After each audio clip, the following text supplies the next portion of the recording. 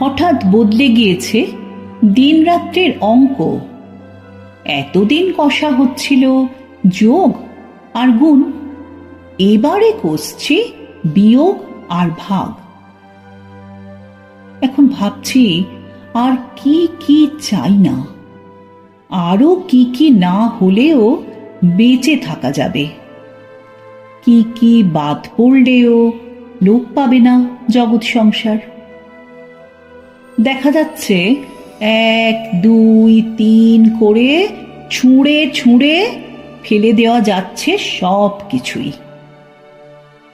অবশিষ্ট বাতাস, যা নইলে সত্যি চলবে না।